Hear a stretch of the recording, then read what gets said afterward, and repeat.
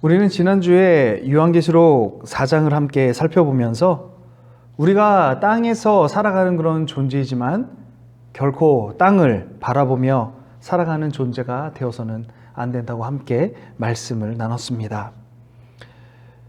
특별히 우리가 드리는 이 예배가 얼마만큼 소망이 넘치는 그런 예배가 되어야 하는지, 아니 그렇게 될 수밖에 없는지에 대해서 우리가 말씀을 보았는데요. 왜 그럴 수밖에 없습니까? 바로 우리가 예배하는 그 하나님, 그 하나님은 영광의 하나님이시요, 또 권능의 하나님이시요, 만유의 주제이시요, 또 통치자시요, 또 심판자이시요, 구원의 하나님이시기 때문이었죠. 우리의 예배는 이러한 하나님 앞에 서는 것입니다. 우리의 예배는 이러한 하나님을 만나는 것입니다. 그분의 음성을 듣고, 그리고 그분께서 우리를 또 다루시고 이렇게 만지시고 또 치유하시는 그분의 손길을 만나는 바로 그것이 우리가 드리는 예배의 현장이라는 사실이죠. 그렇기 때문에 우리의 예배는 소망의 예배가 될 수밖에 없습니다. 우리의 예배는 살아계신 하나님을 바라보는 소망의 예배입니다. 우리의 예배는 그 하나님의 권능과 영광스러움에 참여하는 소망의 예배입니다. 우리의 예배는 나의 삶의 주인이시요, 그리고 나의 삶을 믿음으로 인도해 주시는 그런 소망의 예배입니다. 우리 모두가 다 함께 그런 소망의 예배자로 설 수 있게 되기를 간절히 축복합니다. 오늘 이 요한계시록 5장 말씀은요, 이제는 우리가 함께 살펴보았던 그 요한계시록 4장의 천상의 예배가 점점 클로즈업 돼 가고 있는 그런 모습을 보게 되는데요. 우리 한번 1절 말씀을 함께 볼까요? 내가 보매 보좌에 앉으신 이의 오른손에 두루마리가 있으니 안팎으로 썼고 7인으로 봉하였더라. 자, 이제는 그 천상의 예배 현장 가운데서 이 보좌에 앉으신 그 하나님, 그 하나님의 권능의 그 오른손에 두루마리가 있다, 이렇게 말하고 있습니다. 이 두루마리는 과연 무엇일까요? 그 두루마리의 안팎으로 썼고 그리고 7인으로 봉하였다고 그렇게 말씀하고 있는데, 과연 그것은 무엇을 의미하는 것일까요? 그 근거는 우리 다니엘서 12장 1절에서 4절 말씀을 통해서 함께 볼 수 있는데요. 그때에 내 민족을 호위하는 큰 군주 미가엘이 일어날 것이요, 또 환란이 있으리니 이는 개국 이래로 그때까지 없던 환란일 것이며, 그때에 내 백성 중 책에 기록된 모든 자가 구원을 받을 것이라. 땅의 티끌 가운데서 자는 자 중에서 많은 사람이 깨어나 영생을 받는 자도 있겠고, 수치를 당하여서 영원히 부끄러움을 당할 자도 있을 것이며, 지혜 있는 자는 궁창의 빛과 같이 빛날 것이요, 많은 사람을 옳은 대로 돌아오게 한 자는 별과 같이 영원토록 빛나리라. 다니엘아, 마지막 때까지 이 말을 간수하고 이 글을 봉함하라. 많은 사람이 빨리 왕래하며 지식이 더하리라. 아멘. 네. 우리가 4절 말씀을 보니까 이 말을 간수하고 이 글을 봉함하라, 이렇게 이야기하고 있습니다. 한마디로 이 두루마리는 이미 구약 이 다니엘 시대 때부터, 아니 이미 그 이전부터 하나님의 그 계획 안에서 이미 작성되어져 있었던 그런 하나님의 두루마리라는 거지요. 그렇다면 과연 그 두루마리에 써 있는 것은 뭡니까? 지금 마지막 때까지 이 말을 간수하라라고 이야기하고 있는데, 여기서 아까 다니엘서에서 보는 것처럼 환란이 있다라고 이야기하고 있고, 또 그때까지 없던 환란이라고 이야기하면서 그것이 마지막 날에 재앙으로 이렇게 표현되고 있습니다. 에스겔서 2장 9절 10절에는 이렇게 말씀합니다. 내가 보니 보라, 한 손이 나를 향하여 펴지고 보라, 그 안에 두루마리 책이 있더라. 그가 그것을 내 앞에 펴시니 그 안팎에 글이 있는데 그 위에 애가와 애곡과 재앙의 말이 기록되었더라. 아멘. 바로 이 두루마리이죠. 이 두루마리에 그 안팎에 글이 있는데 뭐라고 되어 있다고요? 그 위에 애가와 애곡과 재앙이 기록되었더라, 이렇게 말씀하고 있습니다.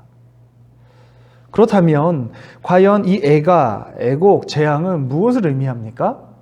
바로 심판을 의미합니다. 결국은 이 오른손에 두루마리가 있다라고 오늘 요한계시록 5장 1절 말씀에서 말씀하고 있는데, 이것은 결국은 마지막 때의 그런 심판에 대해서 말씀하고 있다라는 것이지요. 그래서 그것을 7인으로 봉하여져 있다, 이렇게 말씀하고 있는 것입니다.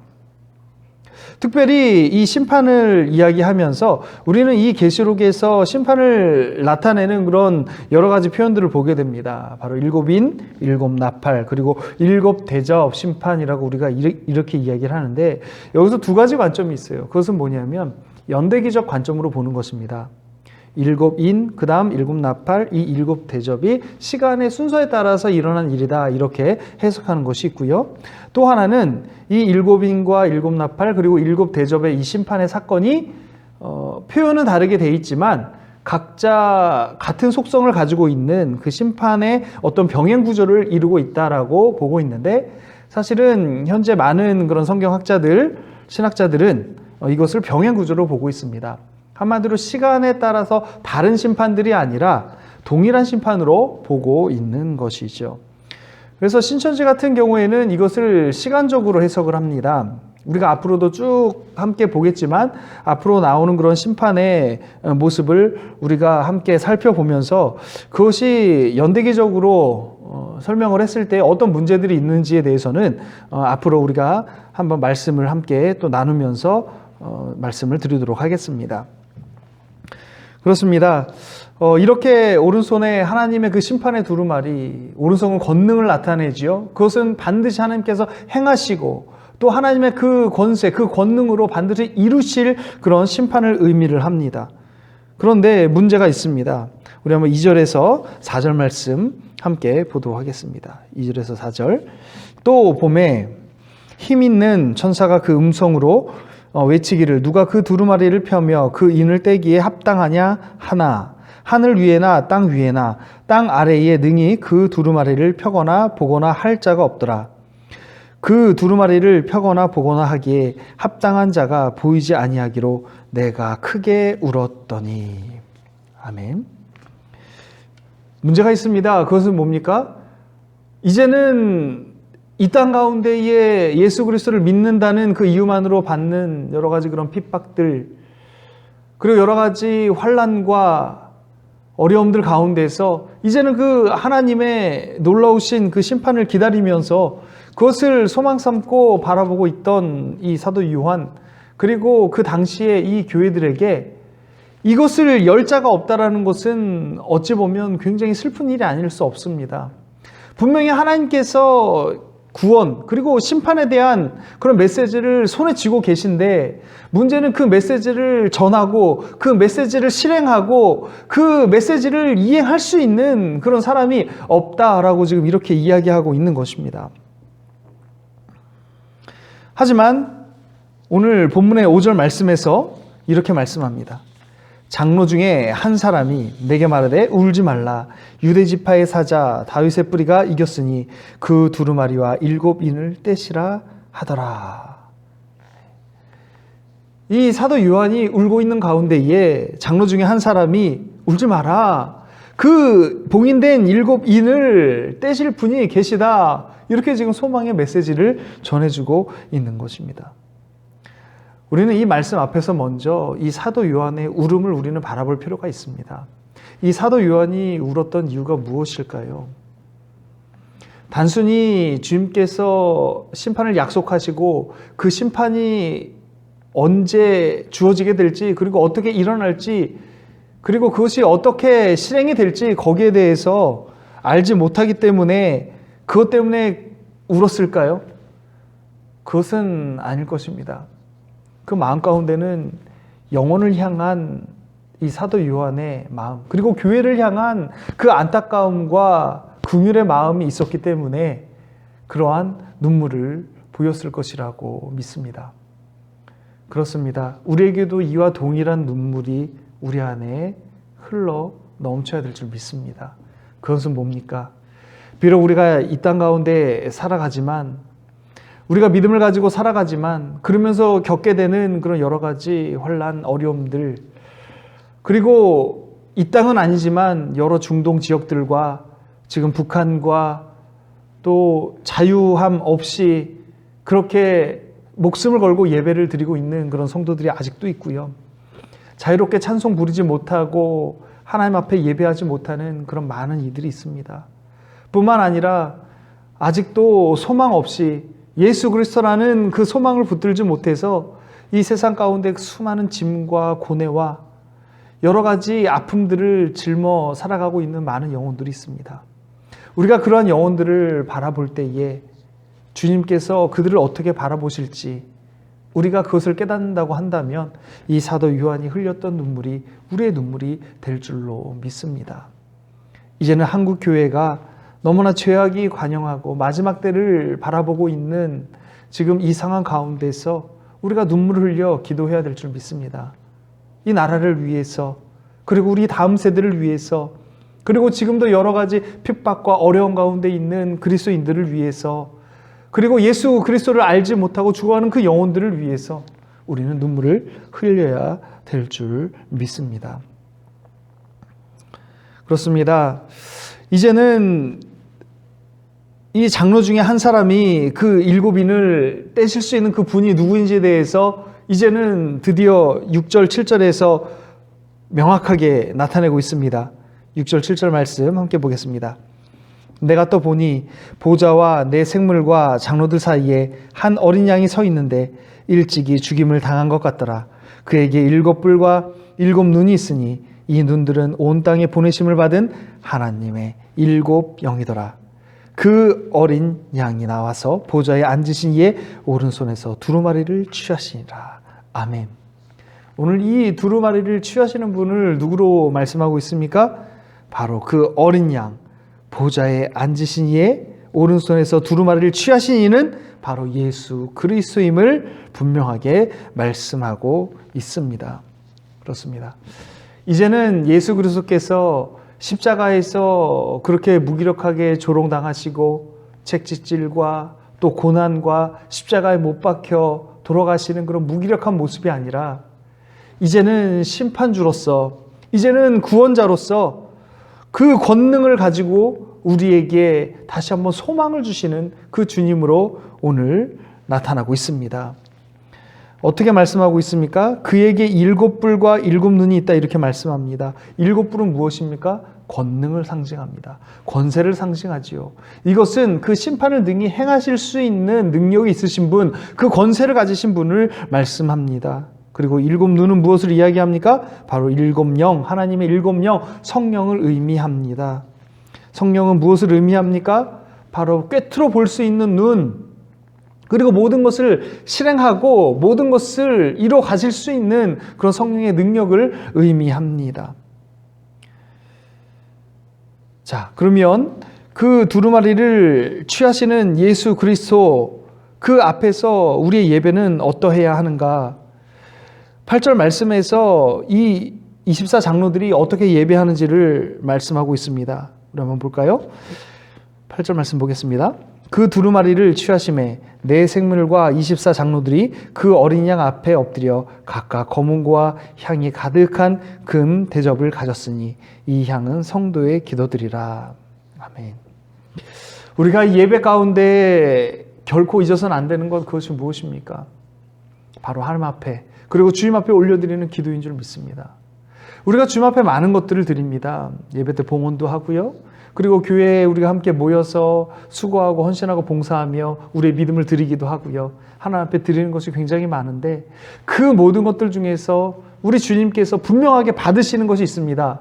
그것이 뭡니까? 바로 오늘 본문에 보니까 이 향은 성도들의 기도드리라 이렇게 말씀하고 있는 것처럼 우리의 기도를 분명하게 받으신다 이렇게 말씀하고 있습니다. 어떤 기도입니까? 신원을 요청하는 기도. 우리가 믿음을 지키면서 우리가 당하는 여러 가지 어려움들, 그리고 고난들, 그리고 우리가 세상을 의지하지 않고 주님만을 바라보는 그 믿음의 기도를 하나님의 뜻이 하늘에서 이루어진 것처럼 또 땅에서도 이루어질 것을 우리가 간구하는 그 기도를 하나님께서는 들으신다라는 것입니다. 이 기도를 어디에 담았습니까? 금대접에 담았습니다. 그것은 무엇을 의미할까요? 금대접에는 무엇을 담을까요? 아주 하찮은 것을 담을까요? 아니죠. 가장 소중하고 가장 귀한 것을 담습니다. 바로 기도는 그런 것입니다. 하나님이 우리의 많은 것들을 하나님께서 받으시지만 가장 분명하게 받으시는 것, 그리고 가장 귀하게 여기시는 것, 바로 그것이 기도인 줄 믿으시기 바랍니다. 우리 함께 9절에서 11절 말씀 한번 함께 보겠습니다. 그들이 새 노래를 불러 이르되 두루마리를 가지시고 또 그 임봉을 떼기에 합당하시도다. 일찍이 죽임을 당하사 각 족속과 방언과 백성과 나라 가운데서 사람들을 피로 사서 하나님께 드리시고 그들로 우리 하나님 앞에서 나라와 제사장들을 삼으셨으니 그들이 땅에서 왕 노릇 하리로다 하더라. 내가 또 보고 들음에 보좌와 생물들과 장로들을 둘러선 많은 천사의 음성이 있으니 그 수가 만만이요 천천이라. 이 천상의 예배, 지금 이 현장이 그려지십니까? 그 죽임을 당하신 어린 양, 하지만 그 어린 양은 연약한 모습이 아니라 이제는 당당한 하나님의 그 권능을 덧입은 영광스러운 그런 모습을 통해서 그 주님이 예수 그리스도 주님의 그 보혈의 능력으로 자기의 백성들을 피로 사셔서 그것을 하나님 앞으로 이끄시는 놀라우신 그 은혜의 장면을 오늘 말씀을 통해서 우리는 보게 됩니다. 뿐만 아니죠. 그렇게 우리를 하나님 앞으로 이끌 때 우리를 무엇으로 말씀합니까? 바로 나라와 제사장이다. 이것은 무엇을 의미합니까? 제사장은 어떤 역할입니까? 바로 하나님 앞에 나아갈 수 있는 자격을 의미합니다. 하나님 앞에 나아갈 수 있는, 사실은 우리는 하나님 앞에 나아갈 수 없는 너무나 죄악된 존재, 우리의 힘으로는 결코 예수 그리스도 없이는 하나님 앞에 설 수 없는 그런 존재였지만 우리 주님께서 친히 죽임당하사 어린 양이 되어져서 우리를 위해서 대속해 주시고 우리를 제사장 삼으시고 나라를 삼으셔서 하나님 앞에 설 수 있도록 은혜를 주신 줄 믿습니다. 뿐만 아니죠. 우리로 하여금 왕 노릇하게 하신다고 했습니다. 이것은 왕권을 의미합니다. 이 왕권은 누구에게 주어집니까? 바로 직계 자손에게 주어지는 것이죠. 그 아들에게 주어지는 권세입니다. 우리에게 왕의 권세가 있다는 것은 우리의 것이 아니라 바로 하나님의 그 권세를 우리에게 허락해 주셨다는 것입니다. 그 주님의 권세를 우리에게 주셔서 우리로 하여금 그 하나님의 하나님 되심을, 그리고 구원자 되시고 그 심판자 되신 그 하나님을 우리의 삶을 통해서 또한 드러내기를 원하신다는 것이요. 우리는 하나님 앞에 나아갈 수 있는 그 길을 열어주신 그 주님 앞에 감사의 예배자로 서야 될 줄 믿습니다. 우리를 자녀 삼아주시고 하나님의 자녀가 되는 그 권세를 주신 하나님 앞에 우리가 예배 때마다 감사와 그런 찬송과 영광을 올려드려야 될 줄 믿습니다. 우리 한번 12절에서 14절 말씀 함께 보도록 하겠습니다. 큰 음성으로 이르되 죽임을 당하신 어린 양은 능력과 부와 지혜와 힘과 존귀와 영광과 찬송을 받으시기에 합당하도다 하더라. 내가 또 들으니 하늘 위에와 땅 위에와 땅 아래와 바다 위에와 또 그 가운데 모든 피조물이 이르되 보좌에 앉으신 이와 어린 양에게 찬송과 존귀와 영광과 권능을 세세토록 돌릴지어다 하니 내 생물이 이르되 아멘 하고 장로들은 엎드려 경배하더라. 아멘. 그렇습니다.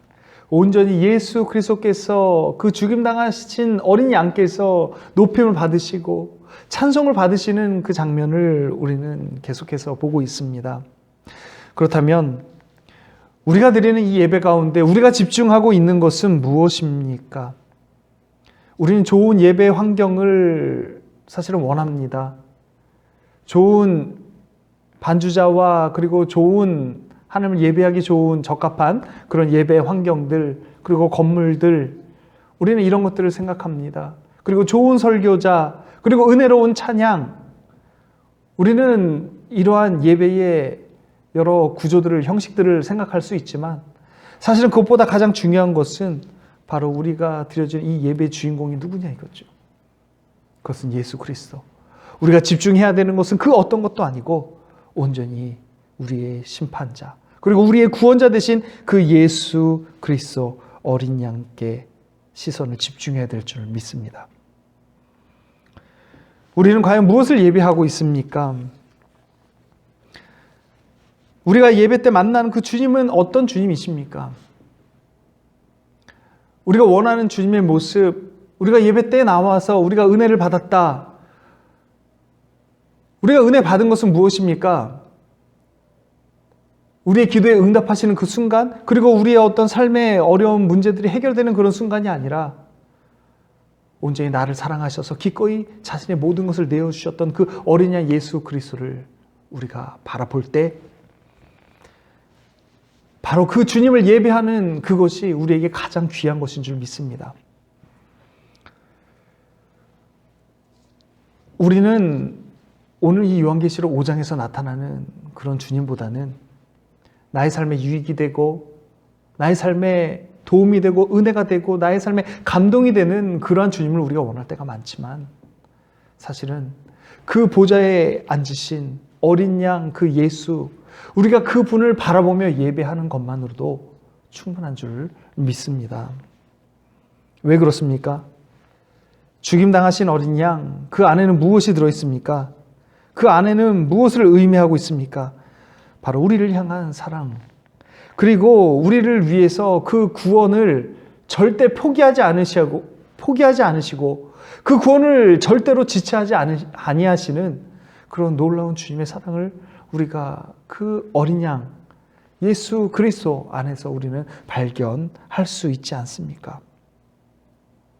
사랑하는 성도 여러분, 우리의 예배가 주님 당하신 그 어린 양께 집중되어지는 그런 놀라운 은혜가 있게 되기를 소망합니다. 비록 예배 환경이 조금 부족하고 그리고 뭔가 사람이 보기에는 뭔가 부족한 그런 형식을 갖춰진 그런 예배일진 몰라도 우리가 그 안에서 우리를 구원하시고 또 우리를 사랑하셔서 기꺼이 자신을 내어드리신 그 어린 양 되신 예수 그리스도, 그리고 그분이 반드시 심판주로 구원자로 오실 것을 믿는 그 믿음을 가지고 드리는 예배 가운데에서 반드시 우리에게 이 세상이 줄 수 없는 놀라운 그 은혜가 부어지게 될 줄 믿습니다.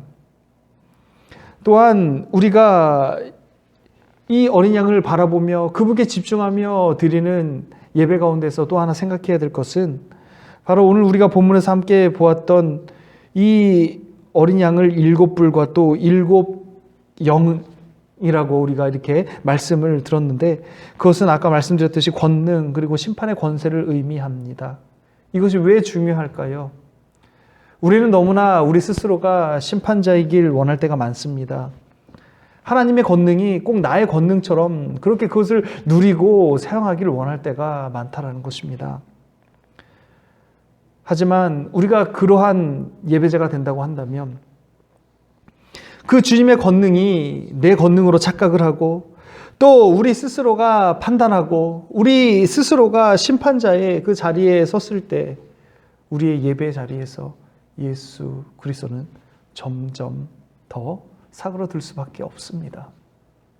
오히려 우리의 예배가 우리의 모습이 사그러들어지고 온전히 예수 그리스도의 영광만이, 그분의 그 사랑과 그리고 그분의 그 권능과 그분의 그 능력만이 찬송되어지는 그런 은혜가 있게 되기를 간절히 축원합니다.